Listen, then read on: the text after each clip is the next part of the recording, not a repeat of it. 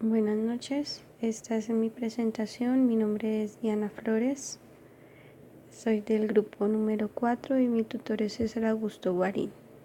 Estudio en el CEAD de José Acevedo y Gómez en Bogotá.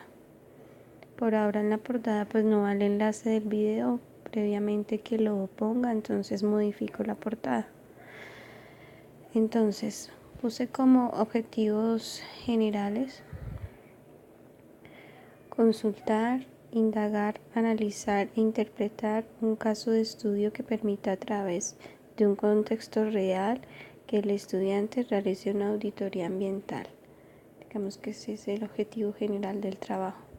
Y como objetivos específicos, pues puse los objetivos de calificación de la rúbrica. Entonces, el objetivo específico: que el estudiante participe activamente en el foro, que presente un ecobalance de manera cualitativa y cuantitativa, que identifique los impactos ambientales por cada proceso, definición de acciones o medidas que permitan gestionar cada uno de los impactos ambientales, y la planteación y herramientas y programas propuestos para el control de esos impactos ambientales.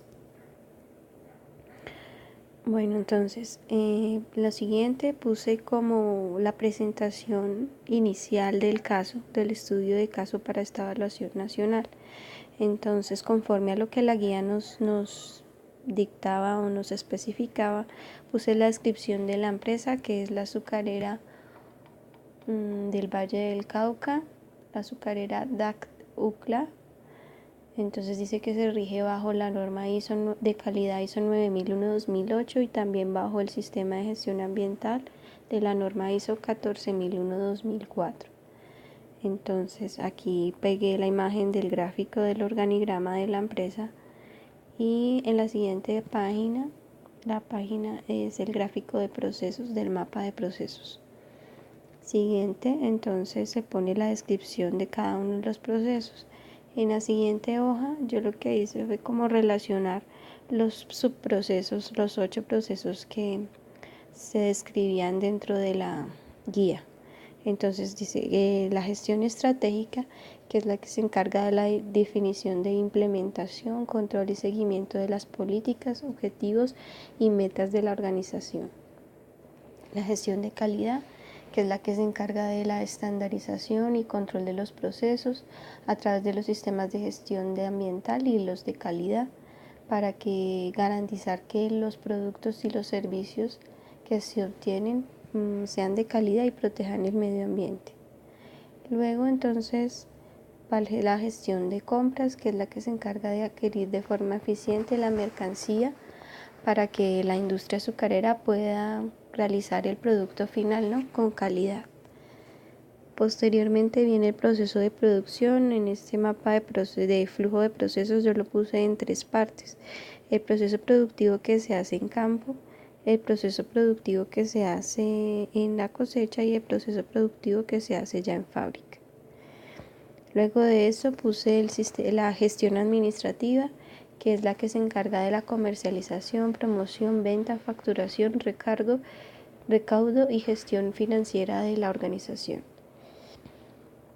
Y finalmente la gestión y almacenamiento y despacho, que es la que se encarga pues de la logística, de la recepción y almacenamiento de la mercancía dentro de la empresa, los materiales, las materias primas, los productos semi-elaborados y el producto ya para el consumo final interno y externo, es decir, la parte de logística y distribución.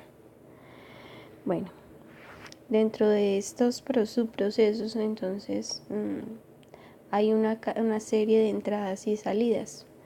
Entonces en este caso pues nos especificamos en lo que tiene que ver en las entradas y salidas de la parte de producción, que es la que realmente genera impactos en el medio ambiente. Entonces en el primer cuadro puse también dividido como estaba en el flujo de procesos. Entonces el proceso productivo en campo está dividido en la columna de entradas, columna de proceso y columna de salidas. La primera columna que corresponde a las entradas, la del centro proceso, y la del lado derecho las salidas. Entonces ahí presenta pues lo que cada entrada como hilos y en qué está vinculado a qué proceso y qué es lo que nos produce. Entonces, por ejemplo, en el tercer proceso de este cuadro dice introducción de la semilla, el proceso es la siembra y pues no hay ninguna salida hasta el momento.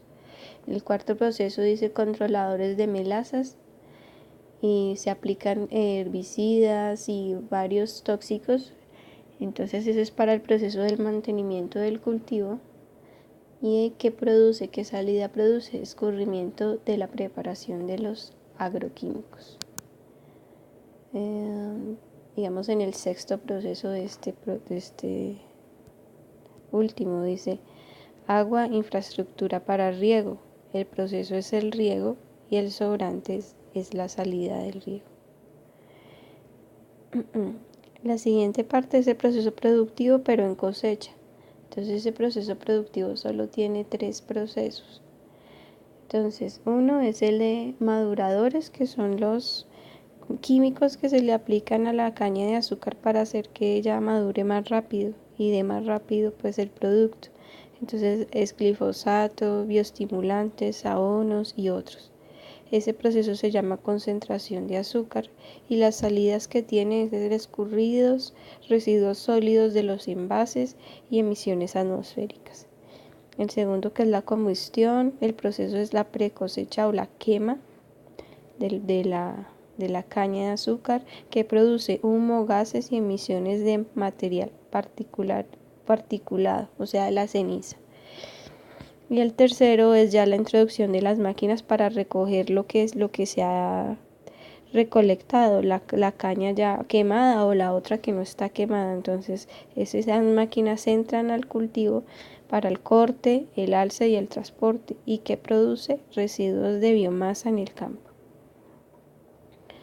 Bueno, así continuamos para el demás proceso, el proceso productivo en fábrica, que es el más extenso. Ese proceso productivo tiene 16 entradas, procesos y salidas. Entonces aquí en esta imagen pues está el proceso de generación de vapor, patio de caña, lavado de caña, preparación y molienda, pesaje,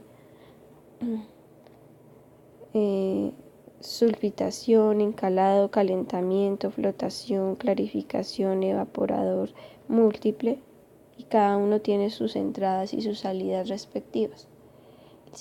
Los siguientes pasos, que son del 12 al 16, que se van en el proceso de clarificación de la meladura, cristalización, centrifugación, secado rotatorio y empaque, también con sus respectivas entradas y salidas. Listo. Entonces continuamos. Lo que hice a continuación fue una matriz de procesos de impactos, donde se identifican los impactos ambientales. Entonces, en la primera columna se puso la actividad, en la segunda el recurso, agua, aire, suelo o la parte social, los impactos, las medidas de prevención, medidas de control y medidas de mitigación. Entonces también se hizo la división por proceso productivo. En el primero es proceso productivo en campo, entonces como se identificó arriba, el proceso productivo en campo, entonces está la adecuación y la preparación del terreno. Ahí muestra algunos recursos y algunos impactos. En este caso pues voy a leer el impacto del agua. Entonces el agua, ¿qué pasa al hacer esa adecuación y preparación del suelo? Entonces el agua es el recurso que se está estudiando aquí. ¿Qué pasa? El arrastre del suelo a los cauces de las aguas. ¿Cuál sería la medida de prevención? Mantener las zonas de protección de los cauces. ¿Y cuáles serían las medidas de mitigación? Aprovechar el trabajo de las asociaciones de usuarios en la conservación de cuencas hídricas en programas de reforestación y conservación. Así para los demás. El siguiente proceso dentro del proceso de campo es mantenimiento de cultivo, control de melazas y abonamiento. Aquí interfieren, digamos, dos recursos, agua y la parte social. Digamos, si leemos la de la parte social, entonces específicamente hace digamos, referencia a la gente que está alrededor de los cultivos y de la zona donde se realizan todas estas prácticas productivas. Entonces, social, afectación de cultivos vecinos. ¿Por qué? Pues por los abonos y todas las cosas que se le aplican en esta parte del proceso al cultivo. Entonces, la afectación de los cultivos sería el impacto. La medida de prevención sería respetar las franjas de protección de no aplicación de agroquímicos. Informar a la comunidad con antelación sobre las aplicaciones y las consideraciones a tener en cuenta para evitar daños. Esas son las medidas preventivas. Las medidas de control: dar a conocer el correcto manejo y disposición final de envases que han contenido agroquímicos. Y las medidas de mitigación: compensar los daños si se ven afectados los cultivos vecinos. Entonces, si continuamos la tabla, el siguiente proceso, que es el riego, pues también tiene varios impactos ambientales, varias medidas de prevención, las medidas de control y las medidas de mitigación. Aquí el suelo, el agua, la fauna y la flora. Siguiente proceso: aplicación de maduradores, que son pues los químicos que se le aplican para que acelere el proceso productivo. Entonces también aparece ahí todo el impacto ambiental, medidas de prevención y de control. Así vamos bajando por todos los procesos: corte, alza y transporte, lo mismo la afectación del suelo y la parte social.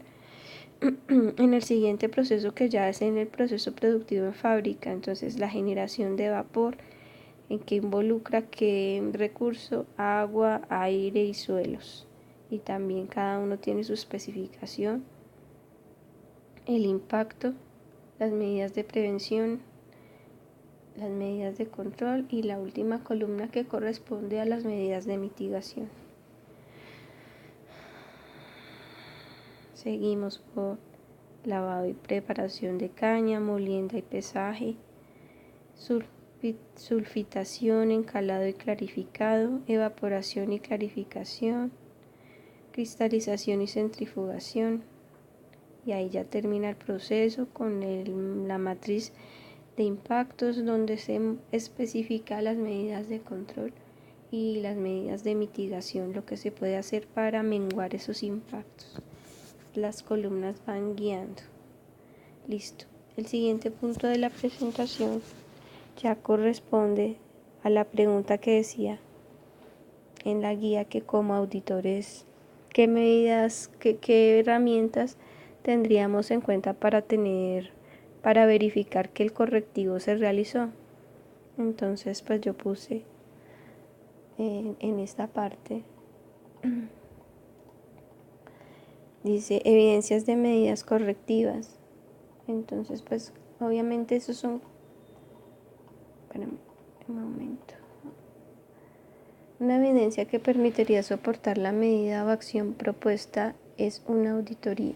Es la implementación de planes de seguimiento y control, entendidos estos como los mecanismos de monitoreo requeridos para la industria, para garantizar la calidad de los procesos y asimismo la calidad de los residuos generados una vez estos se han tratado y dispuestos adecuadamente. Entonces, algunas, digamos, medidas que se pueden tener en cuenta para que haya un cumplimiento a los correctivos de la auditoría. Entonces, son planes de cumplimiento en donde se ponen unas fechas y unas acciones, se le formulan unas acciones a corregir a la empresa y uno pues les da un tiempo límite para que las cumplan.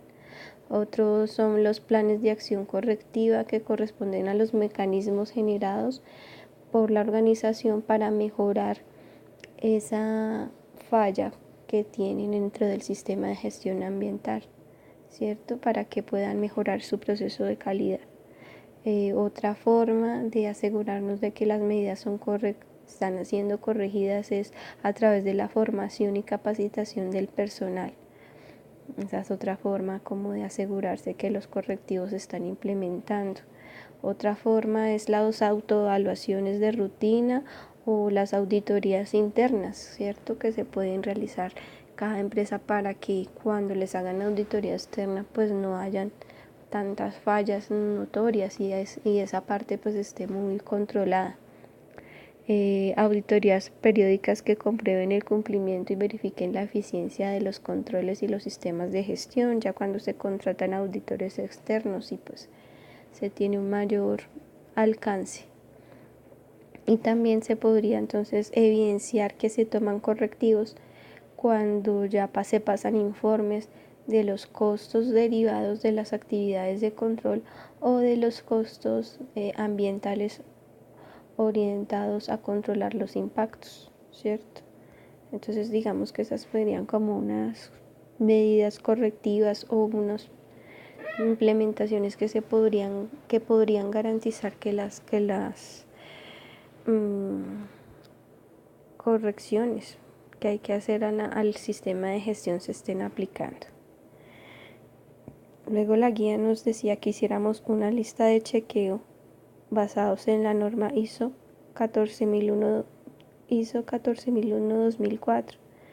Entonces pues aquí está la lista de chequeo de verificación con los requisitos que pide la norma, y entonces pues se hace una tabla que eso se puede aplicar a los procesos de auditoría en la empresa, donde se constate si sí o si no se está cumpliendo este ítem de la norma y qué observaciones tenemos como auditores o evidencias a través de fotos o lo que sea que respalde nuestra calificación. Entonces pues ahí está la tabla con algunos de los puntos de la norma.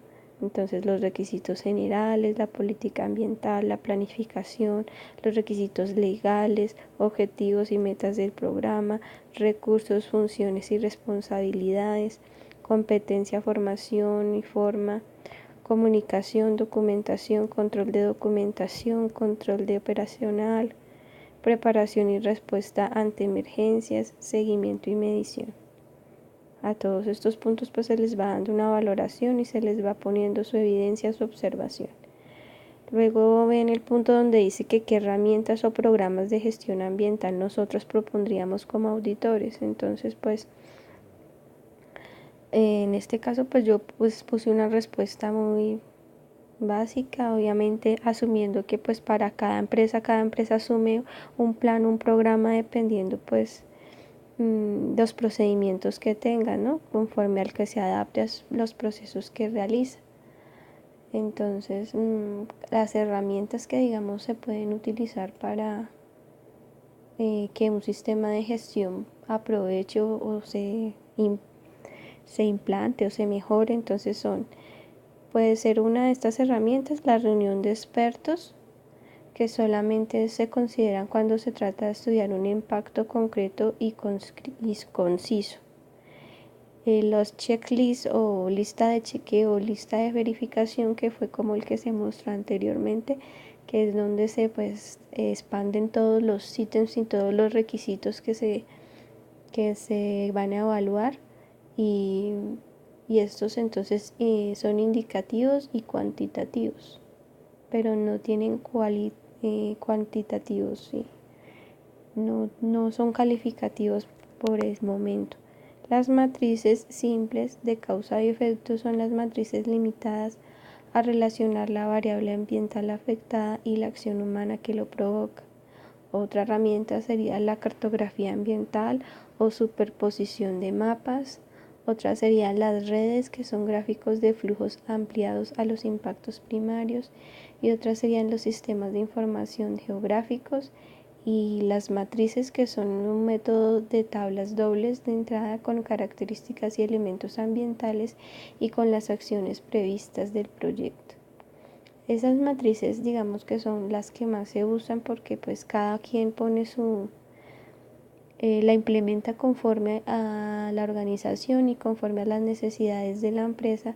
Implementan esas matrices donde se identifican los impactos y se le da una valoración a cada impacto. Entonces, dependiendo la parte legal, dependiendo la parte ambiental y las exigencias de los interesados, en este caso los clientes. Entonces se hacen unas tablas donde se califica el nivel de impacto y también se califica la frecuencia, la severidad o el alcance del impacto y así se evalúa. Entonces pues esas serían como las herramientas que podrían implementarse a la hora de proponer alguna mejora dentro del sistema de gestión ambiental y estarle totalmente alimentando estas herramientas para generar unos resultados y analizarlos. Listo. Ya finalmente pues están las conclusiones. Yo puse pues las conclusiones del trabajo en sí, de esta actividad, como parte, digamos, de algo muy realista que cada auditor tiene que hacer.